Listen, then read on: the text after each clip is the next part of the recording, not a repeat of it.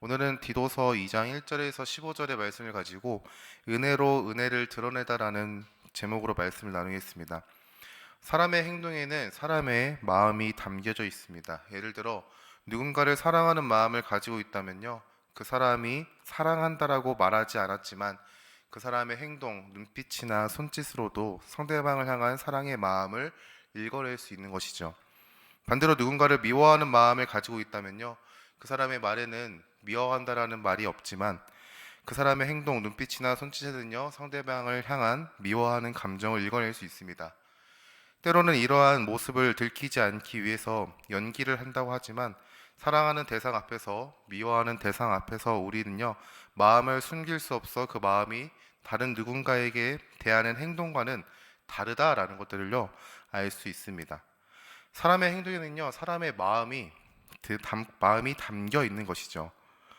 성도의 삶의 모습에서는 하나님의 은혜를 담고 있습니다.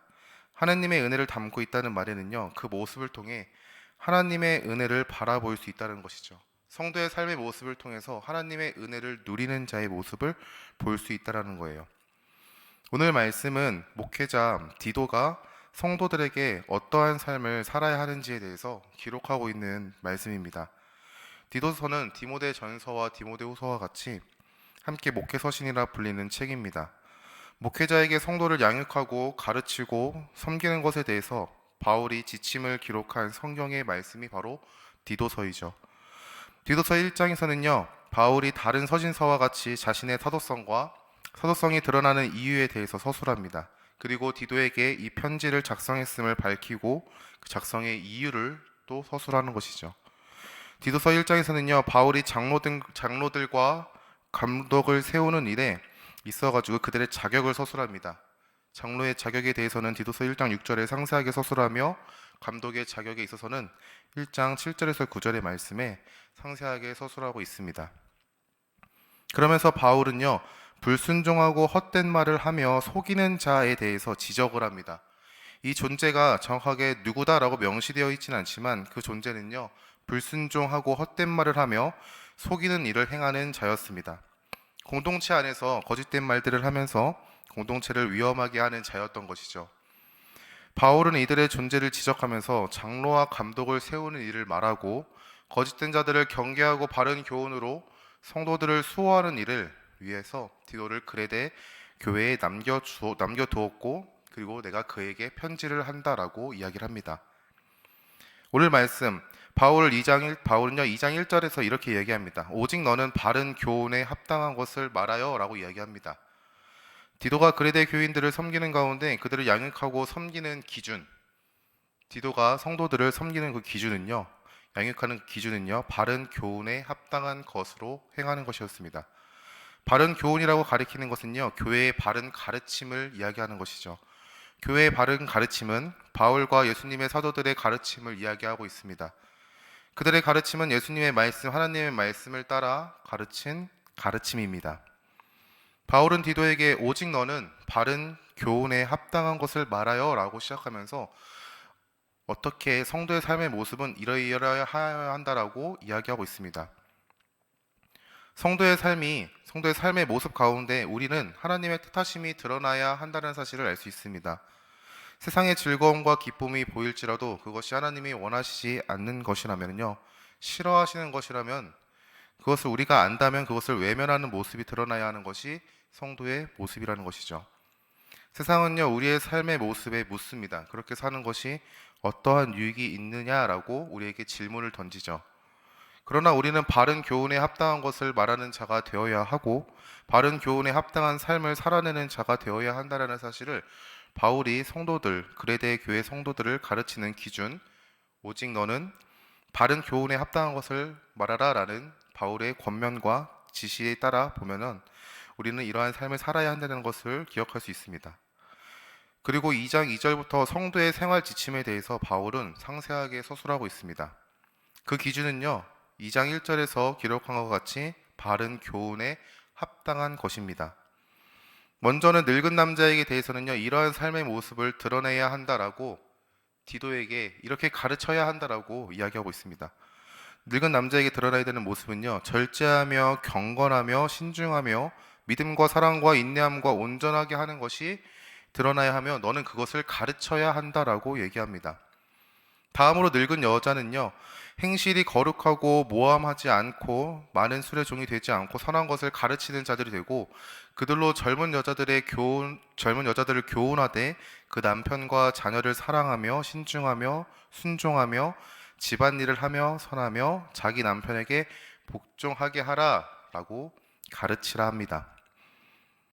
그 모습은 하나님의 말씀이 비방을 받지 않게 하기 위함이라고 덧붙여서 이야기하는데, 추측해 보건대 교회에 헌신하는 그 모습들이 가정에서는요 소홀함으로 드러나서 남편들에게 하나님의 말씀이 비방을 받게 되는 일들이 있었던 것 같습니다. 다음으로는 젊은 남자들을 신중하도록 권면할 것을 이야기합니다. 범사에 네 자신이 선한 일에 본을 보이며 교훈에 부패하지 아니함과 단정함과 책망할 것이 없는 바른 말을 하게 하라라고 이야기합니다. 이러한 모습은 대적하는 자로 하여금 부끄러움을 일으키고 우리가 악하다 할 것이 없게 하려 하기 위함이라고 말합니다. 젊은 남자들의 모습은 교회를 부정하고 대적하는 자들의 지적의 대상이 되었던 것 같습니다. 그러하기에 범사의 선한 일에 본을 보일 것을 말하고 교회의 가르침에 부패하지 아니함과 단정함과 책망할 것이 없는 바른 말을 할 것을 당부하는 것이죠. 그들의 언행에 대해서 분명한 가르침을 제시하고 있습니다. 마지막으로는요, 종들에게 가르칠 것을 말합니다. 종들은 자기 상전에게 범사에 순종하여 기쁘게 하고 거슬러 말하지 말며 훔치지 말고 오히려 모든 참된 신실성을 나타내게 할 것을 이야기합니다. 종들이 교회에서 하나님의 자녀가 되었고 하나님의 은혜로 새로운 신분을 얻었음에 기뻐함으로 자신이 종이라는 것을 망각하여 상전과의 관계 가운데 행실이 소홀했다라는 것들을 우리가 예상할 수 있는 것이죠. 더 나아가 그들은 남의 것을 탐하는 일도 벌였던 것 같습니다. 그것을 지적하면서 모든 참된 실질성을 나타나게 할 것을 가르칩니다. 이러한 모습은 모든 일에 우리 구주 하나님의 교훈이 빛나게 하려 함이다라고 바울은 이야기합니다. 단순하게 그들의 행실의 모습을 가르치고 살아야 함을 이야기하는 것은 단순하게 윤리적인 수준의 삶을 강조하고 이야기하는 것을 전제로 하는 것이 아닙니다. 윤리적인 삶의 모습 이상으로 그 삶의 모습을 통해서 하나님의 교훈과 하나님의 뜻하신 바와 하나님의 말씀 그리고 가르침이 빛나게 하기 위함인 것이죠. 바울은 디도에게 2장 11절의 말씀에 모든 사람에게 구원을 주시는 하나님의 은혜가 나타나라고 이야기합니다. 그리스도의 은혜로 구원을 받은 자의 삶의 모습 가운데 드러나는 것은요, 하나님의 은혜라는 것이죠. 성도들의 삶의 모습, 늙은 남자, 여자, 그리고 젊은 여자, 젊은 남자, 종의 모습, 바울이 디도에게 성도들에게 가르치는 그 삶의 모습을 이루는 것에 있어가지고 그들이 이러한 삶의 모습을 가르침받고 그들의 삶의 모습을 드러내는 것에 있어서 그들의 모습을 통해서 드러나는 그 모습은 그들의 의로움이 아니라 모든 사람들에게 구원을 주시는 하나님의 은혜다라고 이야기를 합니다. 성도들의 삶의 모습은 하나님의 은혜를 담고 있습니다. 이 말은 우리의 삶의 모습, 성도의 삶의 모습, 하나님의 자녀의 삶의 모습을 갖춰 나가고 닮아가는 그 과정은요, 우리의 힘과 능력으로 하는 것이 아니라 그리스도의 은혜를 따라서 우리가 조금씩 변화된다라는 것들을 이야기하고 있는 것이죠. 우리의 삶의 모습 가운데 절제와 경건, 믿음, 사랑, 인내, 선한 것을 추구하며 사랑하는 자에게 복종하며 순종하고 누군가를 기쁘게 하고 선한 일을 행하며 자기가 가진 것에 만족하는 것 등등, 이러한 것들이 우리의 힘과 능력으로는 온전하게 이룰 수 없다는 것을 우리가 압니다. 우리는요, 절제할 수 없는 존재입니다. 더 많은 것을 소유하고 싶어 합니다. 가지고 있어도 더 많이 갖고 싶어 하고요. 우리는요, 경건할 수 없는 존재예요. 죄의 유혹에 항상 흔들리고 무너지고 쓰러집니다. 우리는요, 온전히 하나님을 믿을 수 없는 존재입니다. 바람 앞에 등불과 같이 우리가 행하는 그 믿음은 언제나 약하다라는 사실을요, 스스로가 인지할 정도로 참으로 부족하다라는 사실을 우리가 알 수 있습니다. 우리는 온전히 사랑할 수 없는 존재입니다. 내 배 아파 낳은 자식도요, 미워할 때가 있는 것이죠. 우리는요, 온전히 인내할 수 없는 존재예요. 내 힘과 능력이 조금만 벗어나는 큰 문제가 다가오게 되면은 좌절하게 되고 세상의 즐거움과 기쁨을 쫓아 따라가 그것에 한탄하며 그것에 힘들어하고 있는 모습들을 보이는 것이 사실이죠. 선한 것을 추구할 수 없는 존재입니다. 선한 것 가운데 있을지라도 악한 것을 추구하는 것이 죄인된 삶의 모습이죠. 사랑하는 자에게는 복종할 수 없습니다. 반평생을 함께 하자라고 고백하며 백년가약을 맺었던 배우자와의 관계 가운데서도 그 사랑을 온전하게 복종하며 이룰 수 없습니다. 우리는요, 순종할 수 없는 존재입니다. 순종하겠다라고 고백하고 이야기하지만 어느 순간 나의 마음과 나의 삶 가운데 그것을 이룰 수 없음을 바라보고 혹여나 내 마음 가운데 섭섭함이 찾아오게 되면요, 그 순종하겠다는 그 마음은 오히려 대적하겠습니다라는 마음으로 돌변하게 되는 것이죠. 누군가를 기쁘게 하는 것도 온전히 이룰 수 없습니다. 사랑하는 부모님을 향하여 온전히 기쁘게 해드리겠습니다라고 고백을 하지만 그 마음에 합당한 삶을 살아가기는 어려운 것이죠. 선한 일을 행함도 자기가 가진 것으로 만족하는 것도 우리의 힘과 능력으로는 할 수 없음을 우리는 압니다. 바울이 가르치라고 말하는 것은 그들의 삶의 노력만으로 이것을 이루어야 함을 강조하는 것이 아니라 모든 것을 이루시는 예수 그리스도를 믿음으로 은혜를 간구할 것을 이야기합니다.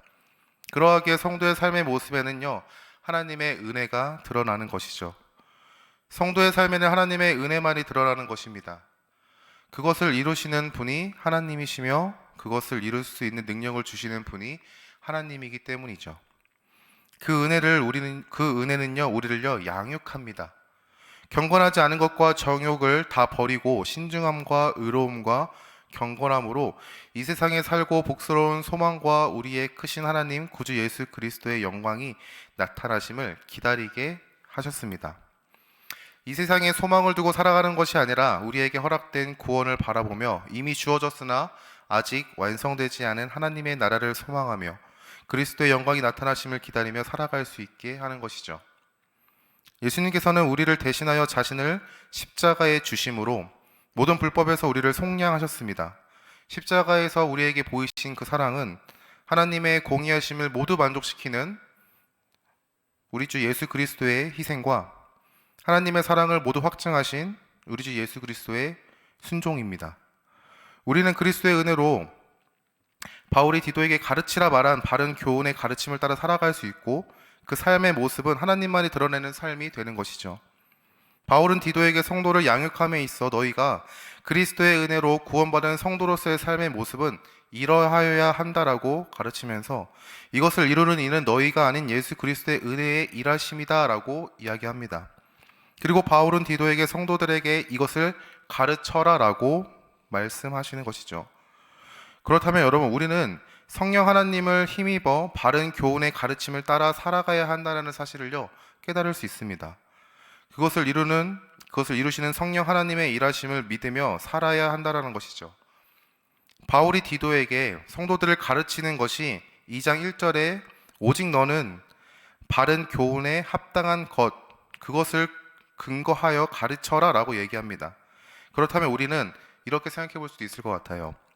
바울은 디도, 그레데 성도들을 섬기는 디도에게 성도들을 양육하는 데 있어서 하나님의 바른 가르침으로 양육하라고 하는 말씀인데, 그렇다면 우리는 양육하는 목회자의 말씀이 바른 가르침에 합하여 말한 가르침이라면 우리는요, 그 말씀에 겸손함으로 반응해야 한다라는 사실을 깨달을 수 있습니다. 우리는 우리의 신앙의 연륜이나 경력, 경험, 나름의 신학적인 지식을 근거로 가르침을 받는 것에 있어가지고 망설이거나 피하거나 부정하는 경우를 드러내게 됩니다. 때로는 그것이 싫다, 그것은 나에게 맞지 않는다, 나의 기준에 합하여 그것은 틀리다라고 이야기하면서 부정하는 것이죠. 그러나 우리는 기억해야 합니다. 바른 교훈에 합당하여 전하여지는 가르침에는요, 우리는 겸손한 마음으로 반응해야 한다는 것이죠. 이 말씀은 교회의 지도자의 말에 무조건적으로 순종해야 합니다라는 것들을 이야기하는 것이 아닙니다. 교회의 지도자, 우리를 양육하는 목회자의 가르침이 바른 교훈에 합한 가르침이라면 우리는 그것에 겸손함으로 반응해야 합니다. 반대로 바른 교훈에 합한 가르침이 아니라면 우리는 그것이 잘못되었습니다라고 바르게 이야기해 줄 수 있는 건강한 신앙의 자세도 보여야 한다는 것이죠. 그것이 예수 그리스도를 주로 고백하고 주님의 몸된 교회를 사랑하고 섬기는 성도에게 주어진 건강한 신앙의 모습이기 때문입니다. 사도 바울은 그레데 성도들의 반발을 예상이라도 한 것처럼 2장 15절에 디도에게 이렇게 말합니다. 너는 이것을 말하고 권면하며 모든 권위로 책망하여 누구에게서든지 업신여김을 받지 말라. 바울은 디도에게 내가 말한 가르침을 말하고 권면하며 모든 권위, 이 권위는 목회자 지도자로서의 권위가 아니라 하나님의 말씀을 대언하는 자에게 주어지는 권위입니다. 즉 하나님의 말씀의 권위를 입은 자의 권위로 누구에게서든지 업신여김을 받지 말아라 라고 얘기하는 겁니다. 그 권위는요, 사람의 능력으로 갖춰지는 권위가 아니라 하나님의 말씀, 가르침을 바르게 전하고 행하고 순종하는 자에게 주어지는 권위인 것이죠. 즉 지도자의 삶에서 하나님의 말씀이 증거되어야 한다라는 사실을 이야기하며 하나님의 말씀을 따라 살아가는 지도자의 가르침 가운데 우리는요, 겸손함으로 반응해야 합니다라고 우리에게 이야기합니다. 바른 교훈을 합하여 가르치는 자는 가장 먼저 바른 교훈을 따라 살아가는 자여야 합니다. 바른 교훈에 합한 가르침은 가장 먼저 삶으로 전하여지고 다음으로 말로 전하여지는 것이죠. 삶이 무너진다면 말은 힘을 잃습니다. 우리는 성도로서 교회 지도자의 가르침을 받는 자입니다. 교회의 지도자가 삶으로 바른 교훈에 합하여 가르친다면 겸손함으로 그 가르침에 순종해야 합니다. 그리고 우리는 교회에서는 교회의 지도자의 가르침을 받는 성도이지만 가정과 세상에서는 누군가에게 바른 교훈에 합하여 가르침을 보여야 하는 부모이며 세상에서는요, 보냄받은 성도입니다. 그렇다면 우리는 삶을 바른 교훈에 합한 삶이어야 한다라는 사실을 인지할 수 있는 것이죠. 그리고 말로 그들에게 전해야 합니다. 삶이 견고해야 말의 진실함이 전해지기 때문이죠. 우리가 살아내는 가운데 은혜를 구하는 자가 되기를 간절히 소망합니다. 살아가면서 힘들 수 있습니다. 그러나 은혜를 간절히 구하며 어떻게 하면은 사람들에게 복음을 전할 수 있을까, 나의 삶의 모습을 통하여 그리스도의 영광이 드러날 수 있을까를 고민함으로써 그분의 말씀 가운데 순종함으로 살아갈 수 있는 자가 되길 소망합니다. 우리의 힘으로는요, 살아낼 수 없습니다. 우리의 힘으로는 바른 교훈의 가르침, 하나님의 말씀을 온전히 순종할 수 없는 연약한 존재인 것이죠. 그러나 우리 안에 성령 하나님은 그것을 이루실 수 있는 분입니다. 은혜를 구하며 믿음으로 살아내는 성도가 되기를 간절히 소망합니다. 말씀을 마치겠습니다. 사랑하는 성도 여러분, 행동은요, 마음을 드러냅니다. 성도의 삶은 그리스도의 은혜를요, 드러내는 것이죠. 그리스도의 은혜를 드러내는 그 이유는 그 삶의 모습은 그리스도의 은혜로 빚어지는 것이기 때문입니다. 우리의 삶 가운데 그리스도의 은혜가 드러나기를 소망합니다. 은혜를 힘입어 살아가는 모습 가운데 하나님께 영광이 되는 삶이 될 것입니다. 그 은혜를 기뻐함으로 살아가는 우리가 되길 소망합니다. 더 나아가 그레데 교회를 섬기는 디도에게 바울이 하나님의 말씀 바른 교훈으로 가르치는 자는 바른 교훈을 따라 하나님의 말씀을 따라 살아가는 자라는 사실을 이야기합니다. 우리에게 맡겨진 영혼들이 있습니다. 가정에서는요, 자녀들이 될 수도 있고요, 아직 예수 그리스도를 영접하지 아니한 부모님이 될 수도 있고 배우자가 될 수도 있습니다. 세상에서는요, 수많은 사람들이 그 대상이 될 수도 있는 것이죠. 우리가 바른 교훈의 가르침을 따라 살아가는 그 모습으로 누군가에게 바른 교훈으로 가르치는 자가 될 수 있기를 소망합니다. 그 가르침은요, 가장 먼저 삶으로 전해지며 다음으로 우리의 입술의 고백을 통하여 세상 가운데 선포되어지는 것이죠. 마지막으로 교회 지도자의 바른 교훈에 합한 가르침 가운데 겸손함으로 반응할 수 있는 우리가 되길 소망합니다. 나의 경험과 지식을 가지고 그 가르침을 외면하고 부정하는 것이 아니라 바른 교훈을 따라 살아가는 모습을 통해 우리를 양육하는 그 가르침 가운데 겸손함으로 반응하고 그 은혜 가운데 기쁨을 누리는 성도가 될 수 있길 바랍니다. 우리는 신앙의 경력이나 신앙의 지식이 조금만이라 쌓이면 어느 순간 그것은 틀렸다, 옳지 않다라는 기준을 가지고 참여하지 아니하려고 합니다. 당연한 것이죠. 시간을 뺏기는 것 같고 나에게 불이익인 것 같고. 하지만 한 교회 공동체를 이끌어 나아가는 지도자로서 주님의 말씀 가운데 어떻게든 사랑하는 공동체를 양육하려고 애쓰는 모습을 갖춘 지도자의 모습 가운데서 그 가르침을 우리가 기뻐하면서 받아낼 수 있길 바랍니다. 그 작은 순종을 통해서 우리는 또 공동체 안에서 허락하신 은혜를 누릴 수 있을 거라 생각합니다. 우리에게 허락하신 교회 안에서 어제보다 오늘, 오늘보다 내일이 더 하나님의 은혜를 누리고 그 은혜 가운데 기쁨을 고백할 수 있는 그러한 삶이 되기를 주님의 이름으로 축복합니다.